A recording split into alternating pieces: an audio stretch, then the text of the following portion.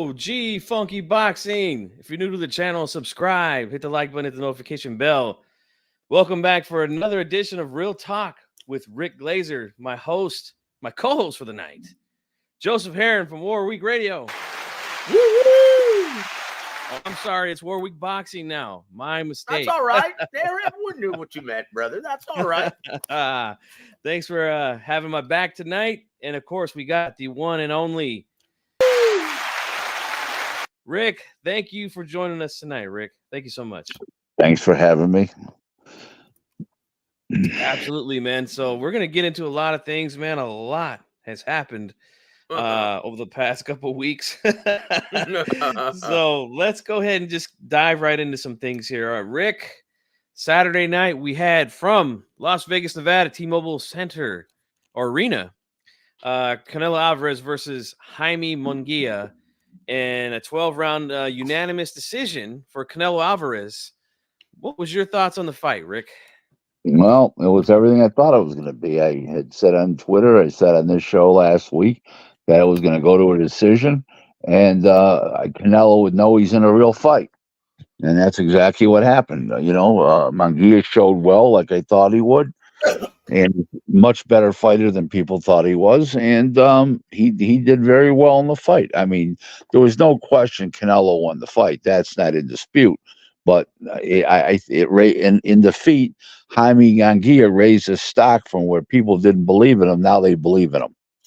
So I think that meant a lot to his future. I think it was one of those fights like Mayweather versus Canelo, where he learned a lot and he'll become a better fighter for it. And, it was real good. It was a great crowd. There was nothing negative except the undercard sucked. Oh, I enjoyed Stanionis and Maes today. I thought that Figueroa and Magdaleno was a good fight too. Barrios, that fight was a little bit slow, and yeah, the main event was good too. Was good. Main event was real good. Main event was outstanding. Yeah, and I felt like I got my money's worth. Yeah, but you got to remember something. There was also two fights on before they went on the pay-per-view. Yep. And those two fights sucked. So if you take 4 fights on the pay-per-view, there was one real good fight, which was the main event, and 4 fights that were pukey, and 1 fight that wasn't bad. And but a guy at that level is not supposed to go out with a singular body shot. Come on, guys. Seriously now. Yeah, seriously. Magdaleno. Jesse Magdaleno. Look, that guy's not just long in the tooth. I mean, that's insulting to beavers. Come on now. I know that. Like seriously, that guy shouldn't be fighting anymore. Who put together this matchup? I know you can't blame this one on Ron Katz. It's not there anymore. That's what I'm saying. You can't blame this one on Ron Katz. Can't do it, guys. Right. It was just he's got. You don't go out with 1 body shot at the A level. Come on now, guys. It's ridiculous. But I'm a little surprised though that you didn't like Gabriel Maestro versus Amad Stanionis. I love that fight. I thought it was outstanding. So what didn't you like about it, Big Rick? It was predictable. I mean, it was just a fight that was very mundane and predictable. So it was full of action, but it just was rinse and repeat every round. Is that what you're saying? Yeah. I mean, Stanionis is a hell of a fighter, man. I can't wait to see him in there with the cream of the crop, whoever that is at 147 these days. But Macho Man Randy Savage. Yeah, I mean he's explosive. That jab of his, man, he knows how to change the speeds up on it. He'll throw a power jab. Sometimes he'll double it up. That part I'm not going to disagree with you about. But the quality of Stanionis, but the fight itself was very mundane. Seriously. So I want to ask you this, Rick, and Joseph, you as well. We're hearing some things from not only from fans, but from some trainers and people in the business about, did Canelo carry Munguia? No. After the fight? I don't think he did. I think that he realized he couldn't knock him out. So then he started trying to place his punches more precise when he realized he couldn't knock him out. and I think that he looked to finish, to go the distance and finish it out. I don't think he carried him with intent. Look, honestly, you forgot this disclaimer before you asked Rick that question, G Funky, and that is terrible fantics on Twitter /X. Because honestly, dude, that like who's asking that within the business? I haven't heard anybody. Everyone within the business said that was a great fight. The only group of people that have been posing that idiotic question have been Canelo's LGBTQ fan community here on Twitter. That's it. That is it, dude. Well, I seen Robert Garcia. He's one guy who I seen off the top of my head that I can remember, who said he felt like he carried Munguia after that knockdown in round 4. No, but I agree with you guys. I don't think he carried him at all. I just think that Canelo, and this is my opinion. I think he's slipping a little bit. Still a very, very good fighter though, but I don't know if he's got he's got a lot of miles on the engine, and I don't know if he wants to push for knockouts like that these days, unless it just comes. And that was a beautiful combination. He threw a 3-4 uppercut right up the middle. Munguia never saw it. But yeah, I think Rick's right too. Oh, he dropped off. We'll get him back on here very shortly. But yeah, I don't think it was a case where Canelo carried him, and I didn't see that at all. Like, that is honestly, that's some real fanboy homosexual stuff right there. Seriously. I'm being serious, guys. Come on. I know you guys have a man crush on Canelo, but come on, guys. Look, it wouldn't have to do with anything Jaime Munguia's recuperative powers, because he's in great shape and he's a big guy. Yeah, and Andrew Charles here makes a good point where he says, Munguia was trying to rally in the later rounds. And yeah, I felt like rounds 9 and 10 are rounds. I gave him round 10 on my card. He got a second win. Yeah, he started to pick up the pace a little bit again on Canelo late in the fight. So yeah, I don't believe that at all, man. I just wanted to get Rick's opinion on it. But now that we've got that opinion from our guest of the night, so we'll start with Munguia first. So Rick, where do you think Munguia goes from here as far as a potential opponent by the end of this year? I can't answer that question. I don't know. When you're sitting on that kind of money that he just made, and he already had some money, he's made some serious money. It's tough to say how long he's going to take off and how serious is he to get right back in there. I don't know that. You're asking me something. Who would he fight when he comes back? Who do I think he should fight? I think he should fight like a Plant guy. Plant would be a good opponent for him. He's not a puncher. He's a little bit on the back nine. He's just a guy. Demetrius Andrade's sort of like yesterday's news altogether. But I would say Plant. Caleb Plant would be good. Yeah, I would say that would be a good one. What about an Edgar Berlanga? Now he's been saying that he's going to fight Canelo next. That's not going to happen. Forget that. There's not enough money. But Berlanga's looking for a $10 million cash out fight. Oh, jeez. A product of Eddie Hearn's inflated signing bonus. Inflated purses. This is what it does, guys. This is what it does. It virtually makes the best fights possible impossible to make. Indeed. That's what it does.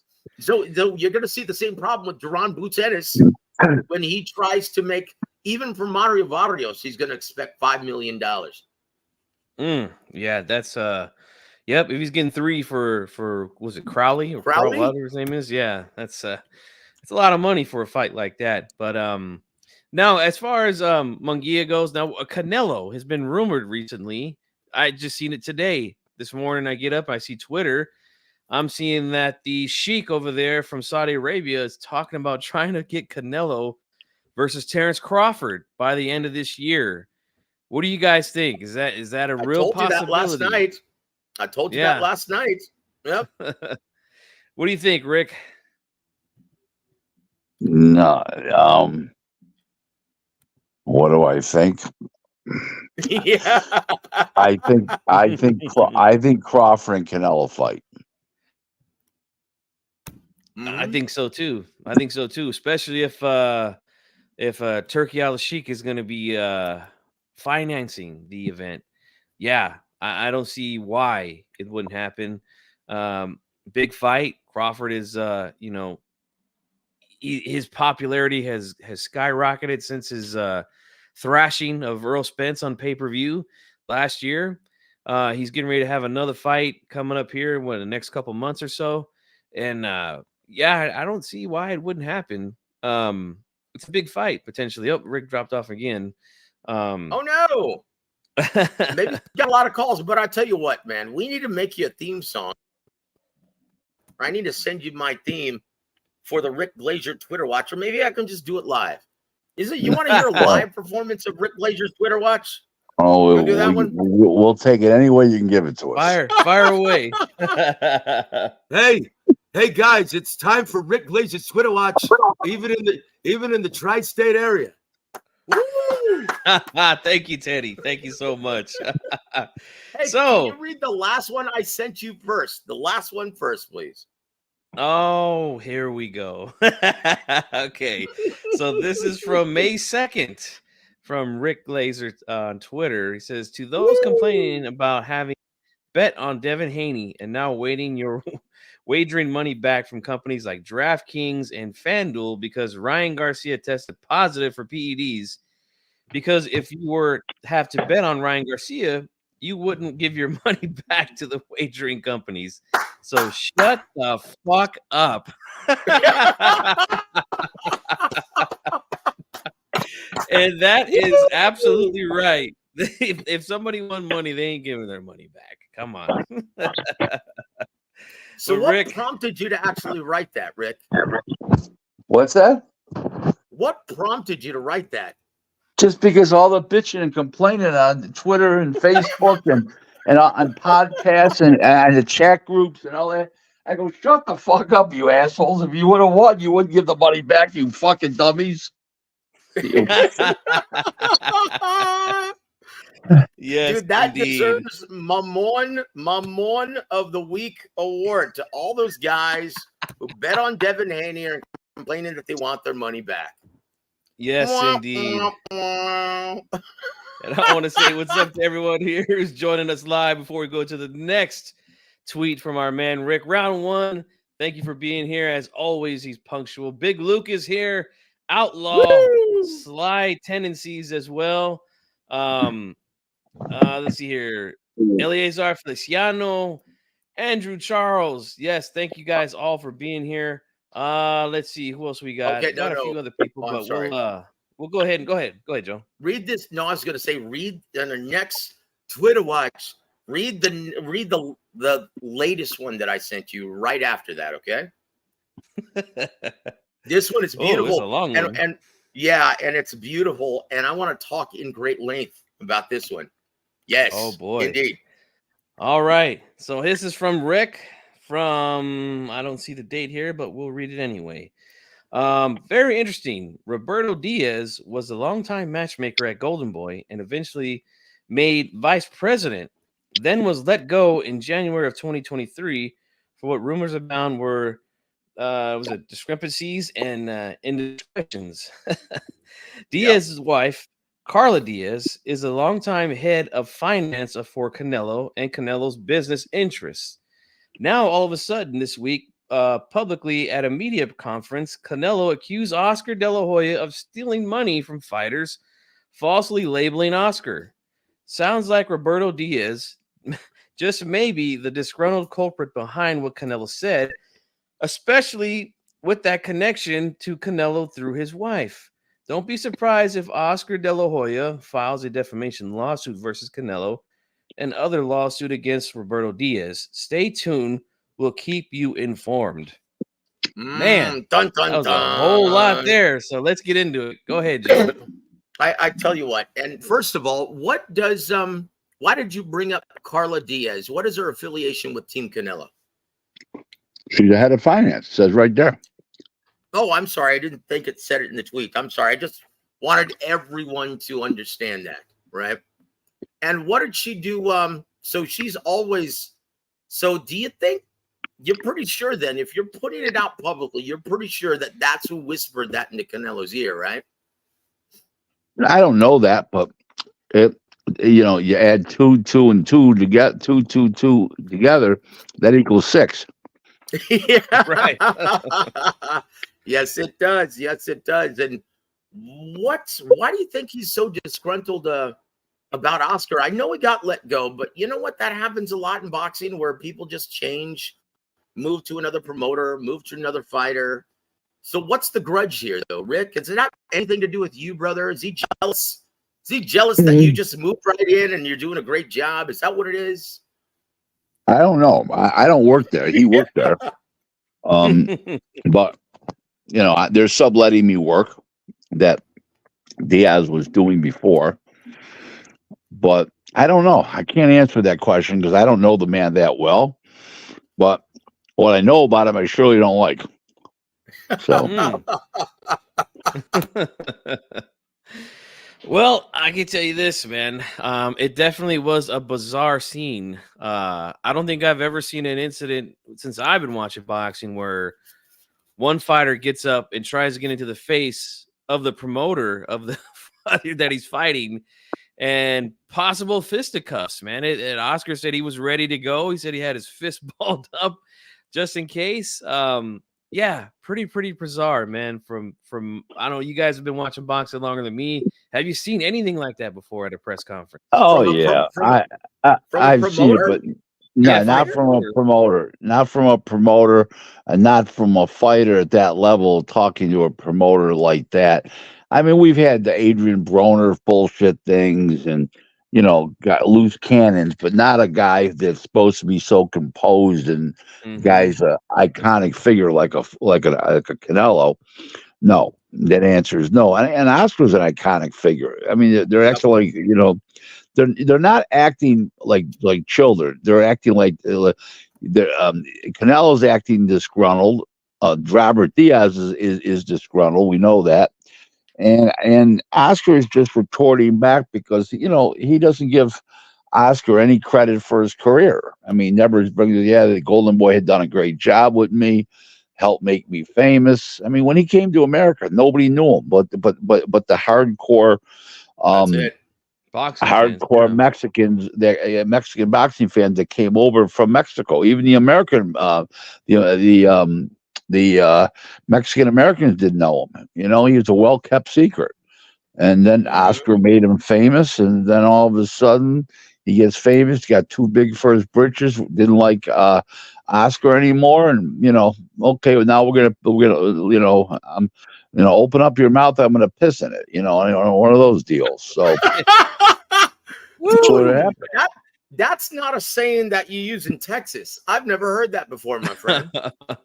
Yeah, and I had to remind a lot of people about that on Twitter after I seen that incident that, they cultivated Canelo into a star here in the American market, in the U.S. market, I should say. Listen, Canelo came over with a lot of wins already. Don't get me wrong, but Oscar built them up well. Exactly. And, you know what? That knockout of Carlos Baldomir, right, on the undercard of a pay-per-view, that really got everyone talking about it because no one knocks out Carlos Baldomir with one clean shot like that. Yeah, I know. I know he was a little long in the tooth, Carlos Baldomir, but still, no one had ever done that. Yeah, he fought on a lot of Floyd Mayweather's undercards. He fought Alfonso Gomez, Shane Mosley, those type of guys. Yeah, they put him out there on these big stages, and they cultivated the man into a star that he is today. But I want to give a hand to our brother Sly Tendencies for the $5 super chat, and he's got a question for you, Rick. He says, Rick, can David Benavidez compete? Time out. There's nothing super about $5. He said super chat. There's nothing super about $5. Come on, Rick. He said, Rick, this is Joe Biden's economy. Come on, brother. Give me a break. Oh boy. Rick, can David Benavidez compete with the likes of Bivol and Beterbiev at 175. He can compete, but he's going to be hard pressed to beat those guys. Those guys are big and strong, and one of the big advantages he had at 68 is he was strong, and he was big for the weight class and strong. And now he's not going to be any bigger and stronger than those guys. So he's got There it a is. he's got a big he's got a big boat to row, as far as I'm concerned. Yep. And look, Yeah. it's not like Rick is saying, though, that he suffered from Devin Haney syndrome, starving himself at 135 just to have that height and reach advantage and that Huggy Bear advantage. Because let's just face it, after that Ryan Garcia fight, the waters are indeed murky for the future of Devin Haney. Like, what is he going to do realistically, Rick? Like, who do you see him fighting at 40? And First 47. First of all, at 40, he's got to fight Sandor Martin, Sandor Martin, and that's a tough matchup because he's left-handed and slick, and he's got a real high ring IQ. Sandor Martin, good reflexes, good on his feet, can't punch. That's the one good thing for Haney. He can't punch, so he won't be on the deck, or with his ass up in the air trying to get up off the deck. He let him fight that fight, get behind his mandatory, get it behind him, and then move on to bigger, better things. But he needs to stay away from punchers, and needs to stay way away from punchers. That's a tough thing to do at 140. We got champions like Isaac Cruz, Subriel Matias, and Teofimo Lopez. It doesn't mean he's got to fight those guys. He can keep fighting his mandatories and voluntaries, fight soft guys, and keep this thing going for a few more years, and see if he develops into a 47 and things get any better for him or worse or what. But right now he's got to regroup. I mean, he took an ass beating, and he was completely outclassed. One thing he does wrong, is totally wrong, is that he doesn't punch and move his feet at the same time. He's got to stand still to throw punches. And at that level, you can't do that. You have to move your feet and punch at the same time, and he doesn't do that. But you brought up Sandor Martin. But realistically, Rick, how much money does that yield? Can you see him not taking that fight and relinquishing his title? No, or do you think he understands? No. He has to have it because he has nothing to fall back on. Because no matter what happened, he still got his ass kicked by Ryan Garcia, who was a huge underdog. So he needs to win a world title fight and keep that title. Because if not, he's got nothing to hang his hat on to make a big purse. How much will he get? Maybe $1 million, $1.5 million. But if he would have lost that fight and he didn't have that title, he'd be making fucking $100,000 his next fight. So he needs to keep that title.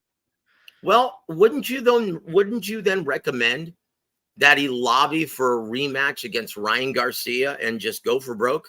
No, I don't, because of the fact that we don't know how he's going to perform after that beatdown he got, and he needs to get his confidence back, and he's fighting a non-puncher, so he's got a great shot to win that fight because the guy's a non-puncher. So, it's a tough matchup, though. Martin, he's no. Listen, there's no for Devin Haney going forward. There's no easy fights anymore. He's been exposed, guys. When you're exposed, other people gain confidence. There's no easy fight. That's absolutely true. Absolutely true, Rick. Do you smell that, brother? Do you smell that? I smell an article. I smell an article out of everything that Rick is saying right here. We got a question again from the chat for Rick. Is Al Haymon stepping down from PBC? I'm seeing rumors. I have not seen that. Maybe you could tell us where you're seeing that, Alberto. Well, I have not seen there's nothing. First of all, a couple things. He hasn't been around since December 18th. So he's already stepped down. He's supposed he has health issues. I don't know if that's true or not, or they're just saying that because of the fact that he's embarrassed where PBC's at and he can't take failure. His ego won't allow him to take failure, but something's wrong. Something's amiss, that's for sure. Wow. I remember you saying that a few months back on a show we did, all three of us, about how I guess there's a restaurant in the city that he lives in and he's a regular and they haven't seen him. Right. Yeah. They haven't seen him. They haven't seen him since Friday, December 15th. Wow. Wow. Well, no, I'm sorry. Thursday the 14th it was. I'm sorry. It was 2 days before that Saturday. It was Thursday. Yep. Mm-hmm. Wow. Dang. Well, we'll see. Hopefully some news surfaces about Mr. Al Haymon. PBC, we just seen they announced another card, another pay-per-view on Prime with Gervonta Tank Davis versus Frank the Ghost Martin. Uh-oh. Rick. Gee, can I interject, please? Just one quick, Sure. sir. Okay. So there was something brought up on my show with James Gogia last night, and it's a rumor, apparently leaked by Tank Davis himself, or whatever he calls himself these days. I don't know if he's still calling himself the Muslim name, but we don't know what he's calling himself. Okay, let's just call him Little Tank, right? So Little Tank, apparently, and fans are rolling with this, fanboys, a 6-fight deal worth over $200 million to PBC. No, wrong. Not happening. And why is that, Rick? Please explain to everyone, the kids at home. For the kids, Rick. PBC's, Amazon Prime is not coming up. They're not even paying for production costs. Why would they go to that and they got this deal? Why would they go give $200 million out? They have no reason to. They've got the deal anyways. And Haymon was so desperate to get this deal, he's even paying the production cost. Now they're going to give him $200 million. Yeah, okay. Okay. Yeah, that one was for the kids, guys. And we for know the kids, Rick. For the we kids. know Rick certainly loves the kids out there. Okay. Yep. No diddy, guys. No diddy. No yes, diddy. He loves the kids, much like Ryan Garcia says he loves the kids. And this is the next tweet that we got from Rick, where it says, "If there's someone dumber than Ryan Garcia, please identify that person, as Ryan Garcia has failed the VADA test for the Devin Haney fight. It will undoubtedly be turned into a no contest. The loss taken off Haney's record, plus a substantial fine by the New York State Athletic Commission, plus more than likely a suspension. Ryan Garcia is a moron." Hashtag boxing.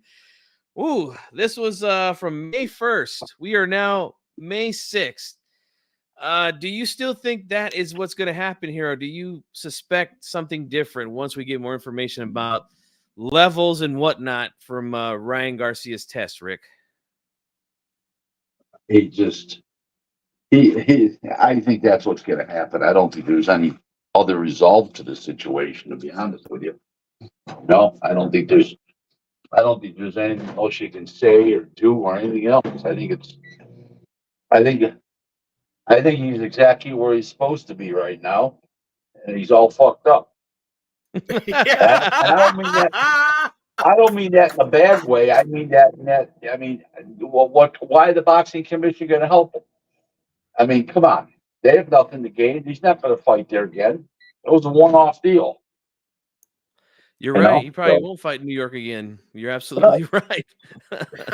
So, and it's funny though, Rick. You would think that this would make him very unpopular right now, and maybe he is to a certain sector of the boxing community. But let's just face it, he always has been. But this seemingly has made him even more popular to the guys, the mainstream pundits, the guys who were interested in this fight, even if they don't love boxing, because he's waged that spiritual battle against liberalism and the supposed Illuminati, whatever the hell that is.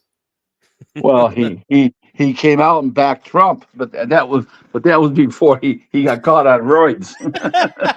Well, then I guess he would fit right in and be in trouble in New York with Donald Trump. Oh.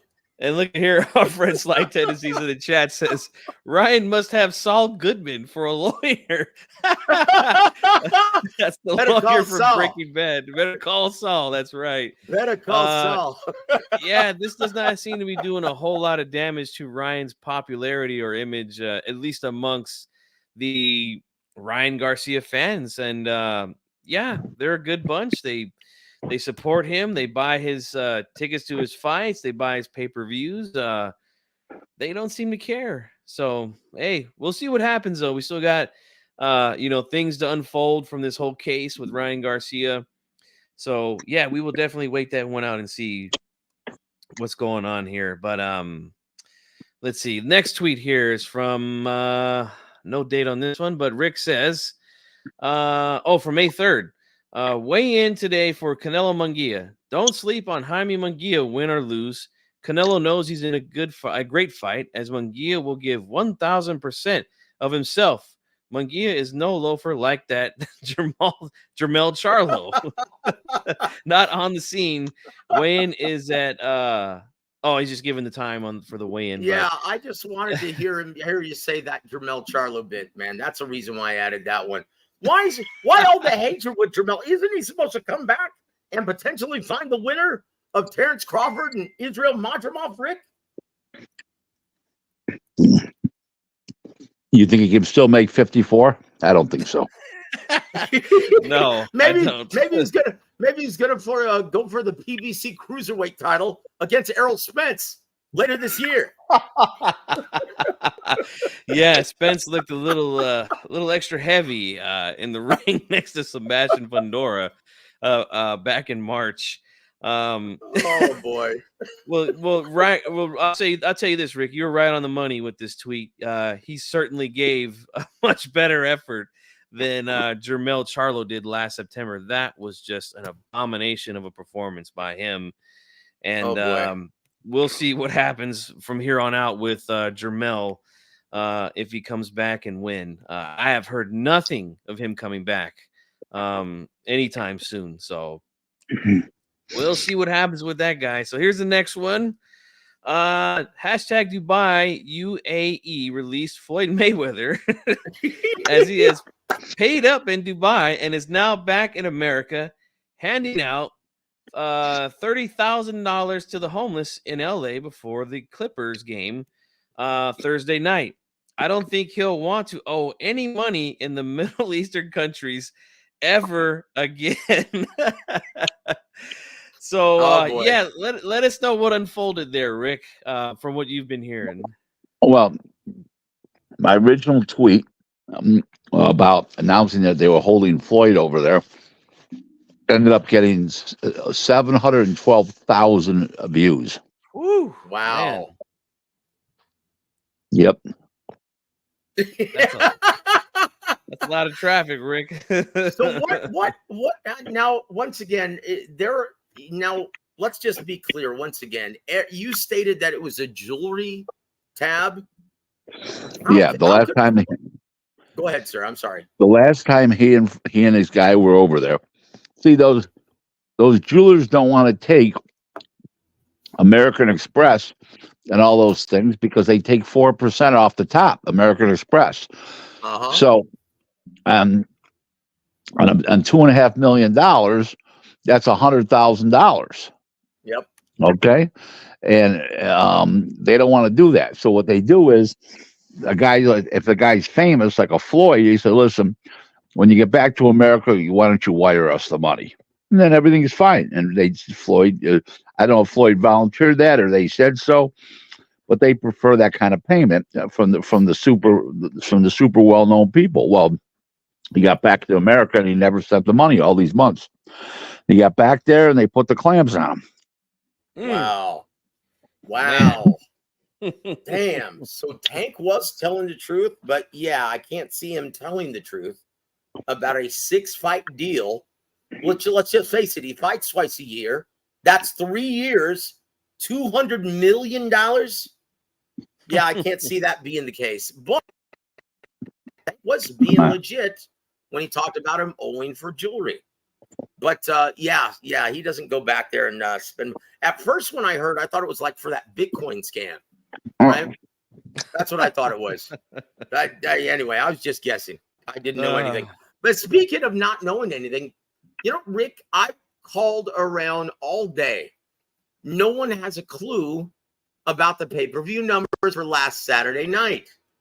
Why is that? Have you heard anything? I haven't heard anything. You mean Ryan Garcia? No. Canelo No, versus Jaime Munguia. the Ryan Garcia. Well, the Ryan Garcia numbers I haven't got yet either. That's 2 weeks old. That's 16 days old now. It's a well-guarded secret from the zone. So we'll see. This past week, I think it did well. I think Ryan Garcia did real well. I think we had 2 good pay-per-view shows because they were supposed to be pay-per-view. That's why. Yep. Both of them were. Yep, indeed. And you know what? You can always tell when something is doing well because it's trending on Google, the largest search engine in the world. And when you have a prize fighter trending on Google, guys, that's big news. That's big news. You can always tell that's a big hit, commercially and critically. Yep. So is boxing trending towards mainstream again? If with this with Turkey El Sheik involved, yeah, I guess I would say it is because the biggest fights are getting made. So yes, and the promoters have to bow down to all this money because they don't want to look like fools with their fighters by turning down fights, and then they can make money too. So it's going back mainstream right now as we speak. Look at August 3rd. And that's a great thing, man, because that's exactly what boxing needs to go mainstream again. And you mentioned Turkey Al Sheik. He had a fight set up between Arthur Beterbiev and Dmitry Bivol, and we heard news of being postponed, and you tweeted out Arthur Beterbiev is injured, and the Bivol fight is postponed till yet later, or to a determined date later this year. Beterbiev is always getting injured. Yes, this has become a pattern over the last couple of years with the champion there, the unified champ at light heavyweight. A torn meniscus is what it is. Joseph, you had the pleasure of speaking with Iceman Scully, who's a part of that camp. He expects Beterbiev to be back in 3-4 months, something like that, he said? He had in my opinion, now this is just my opinion. Now, what he stated was, he'll be healed in 4 months. He'll be back by the end of the year. This is the same injury, guys, though, that forced Vitaly Klitschko's retirement after his body showed evidence of being injury prone. And a lot of people attribute this to, a long-term abuse of steroids or PEDs. So, Rick, I ask you this about Beterbiev. Do you think he makes obviously he's probably going to make a full recovery here, but do you think he's going to come back the same, or will this be the end of the line for the 39-year-old unified champion? Well, by the time he comes back, he'll be 40. Ooh. I don't know. I'm not a doctor, but it's definitely not promising. That's for sure. That is indeed true. I was talking with Joseph about this earlier today on the phone that, one of my favorite players here from the Sacramento Kings, Chris Webber, torn a meniscus in 2003. I believe he was only 31 at the time. And he came back the next season, and he was just not the same guy ever again. He completely lost his athleticism, his explosiveness. Couldn't run up and down the court like he used to. Had to rely on a lot of other things. But I expect him to make a full recovery, but I just don't know if he's going to be the same guy, man. This is really tough news for that camp. And we got to let's see here. Ramos says his daughter tore an ACL and her meniscus, but she didn't take steroids. Let's hope not. Yeah. But that's a tough injury to come back from, man. And what do you think? Does this change your pick now, Rick, when Beterbiev comes back versus Bivol? I know you were favoring Beterbiev, right? Yeah, it would. Listen, I'm going to go from liking Beterbiev to not liking anybody in the fight. It's not going to make me go against Beterbiev, but it'll say, okay, I wouldn't recommend anybody bet this fight, So You know, I'll put odds on Beterbiev never coming back. mhm. In my opinion, guys, this is going to turn out just like Vitaly Klitschko, in my opinion. Because look, there's a reason why he's been kept off most pound for pound lists, even though he deserves to be in the top 5. The guy's a machine. And Yes. he's one of the greatest light heavyweights of all time. I don't Yeah, care but what you it's guys a say. machine. It's a machine that doesn't work very often, and when it That's does, it. it breaks down. That's it. That's it. That's why he's been kept off, guys, and that's why he's gone largely under the radar, because he's never active long enough. When he started his career at PBC, yeah, that was the problem. They wanted him to become a big star, and he kept on getting hurt. This is, if you look at the timeline, this guy's been getting hurt. I'll be honest with you, Joe. Joe, Yeah. he was never going to be a big star. He doesn't speak English well enough, and he's ugly. Seriously. You know what?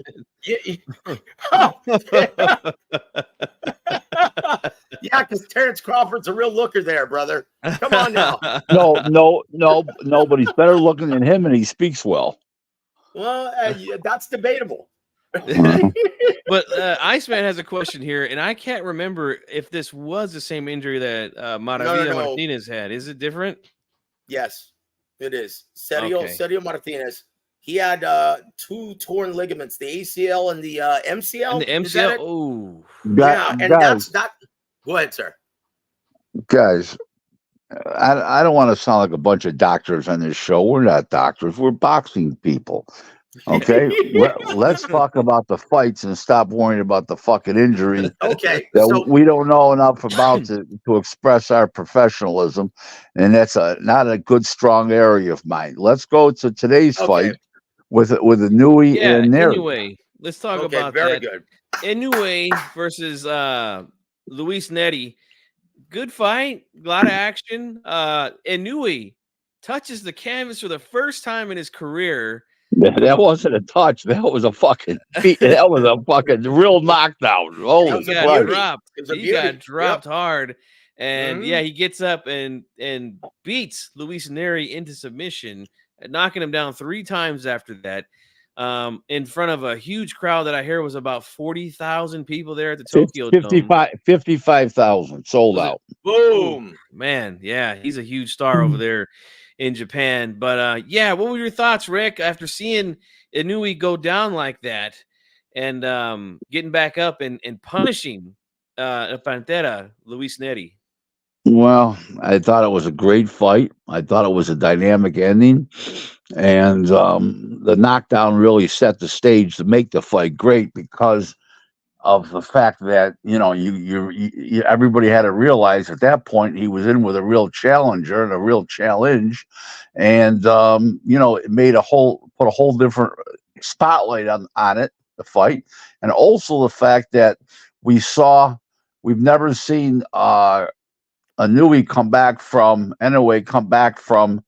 I wouldn't call it just desperation or despair, but coming back from something so serious like that in a fight, making the necessary, getting up off the deck, making the adjustments, coming back and scoring 3 knockdowns, and the third one sent him right through the ropes and sprawled out, and the referee jumped in and stopped it, and the place went wild. It was pretty. It was a great fight. It was fun, and like I said, the knockdown of Inoue set the stage for the whole fight. It was great, just like Ryan Garcia wobbling Haney right out the gate. Haney in the first round with the first left hook, that set the stage. So that was good. It was real good. Yeah, but unlike Devin Haney, yeah, well, Neri just could not make it to the final bell. No. Yeah. Right. And look, Inoue is one of the hardest punchers in the game, one of the best finishers in the game as well. So yeah, it was a fantastic fight early for me. 5 a.m. fight started for me over here on the West Coast. Pissed me off. That really pissed me off. I tried to stay up to watch it. I got up really early, didn't get hardly any sleep, and they took so long to put on the main event. I fell back to sleep. Missed the entire damn thing. Had to watch the replay on I don't know, Vimeo or something. Chingao. Yeah, the time for those Japanese cards, usually for me, they're around 3:30, and that was the time I got up as well. And then next thing you know, the co-feature's on, and I'm like, oh boy, and end up falling asleep during that. Yeah, terrible. Yeah, and I heard I missed the dramatic ending in the co-main event too. Yeah, that was he almost knocked him out in the 12th round. Yeah, man, a lot of drama there as well. Mhm. And my buddy here, 92 AKU, says that Inoue is the greatest of all time, and he's asking me if I'm a believer now. Look, I've always thought Inoue was good. Who but didn't? the defensive issues that he has, we finally saw him kind of catch up to him today when he got clipped by a big puncher as well. So I think Inoue sometimes keeps his head on that center line a little too much when he's throwing these hard shots. I think he's good enough to clean that up. And look, he beat Neri's ass for the rest of the fight. So yeah, he's a hell of a fighter, man. Hell of a fighter. No doubt about it. So Rick, I want to ask you about this, and then we'll open it up to some Q&A from the chat. But we got a press conference with Tank Davis versus Frank Martin, also Benavidez versus Glasdov. Is that how you say it? I can't say that guy's name. Vostik. Okay, Vostik. But I want to talk about Tank. I want to ask both of you guys a question. With Frank Martin being his opponent for June 15th, do you guys think that this is the toughest style matchup that Tank Davis has had in his entire career with Frank Martin? Yes, because he's young, fresh, and left-handed, and he got a little pop to him, and he's got some real stability as a fighter. So yes, most of the guys he's fought are shot, old, undersized. This guy's a true lightweight. This guy's at his peak. So this guy will pose some challenges, at least for a little while. I agree with that. I think Frank Martin is a hell of a boxer. Joe, I think you're going to agree with us as well, right? Well, I think this is going to prove to be his toughest assignment to date. But do I think Frank Martin is going to go for broke and take the lead against a vicious counterpuncher like Tank Davis? No, I don't. I think you're going to see two prolific counterpunchers by trade staring at each other, and it's going to play out like watching grass grow in the summertime. That's what I think. I think it's going to be a very boring, just real dud on the big stage, and that's not what we need, guys, especially after a brilliant May. Guys, think about this.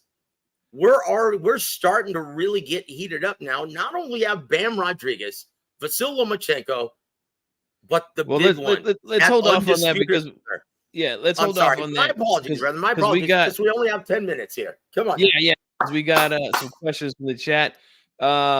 Secret Dance Move here says he expects Frank Martin to win that fight. Now that would be a secret dance move. Yes. So here's a question here. And again, guys, let's do some Q&A for the last 12 minutes of the show that we have Rick here.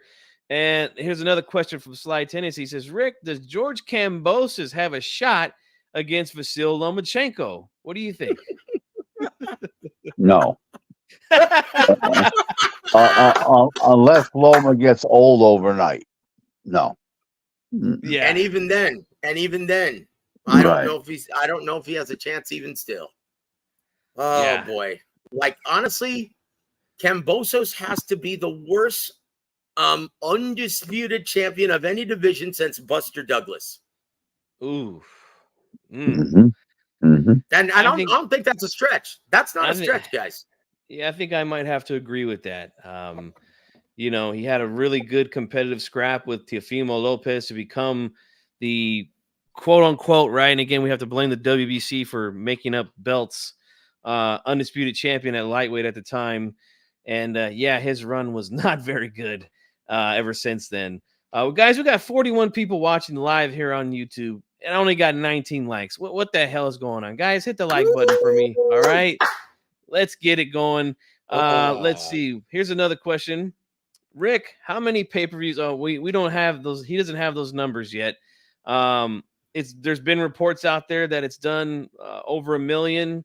So it seems to have done very, very well, guys. Whatever those numbers are for Ryan and Haney.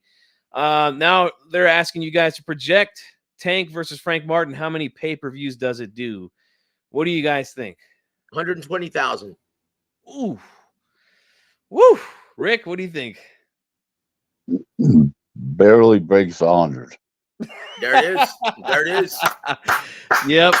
Let's hope that some of these Benavidez fans will purchase it. Maybe that'll drive the numbers up a little bit. But Frank Martin has no fans. Yeah, this is a tough fight to sell. If Frank Martin died, you'd have to draft pallbearers. So guys, this should be one indication as to whether or not Benavidez actually brings some star power and some selling power, some marketability he doesn't. to the event. He just Exactly. did him and Demetrius Andrade. That's why Canelo doesn't want to fight him. It's one of the reasons why. Yes, sir. And so do you remember in the Canelo pay-per-view when they showed a picture of Tank Davis, Dave Benavidez was right behind him. He started smiling like people were cheering for him. And when he found out that no one was even looking at him, he just got this kind of dejected look on his face right behind Tank Davis. That says it all, guys.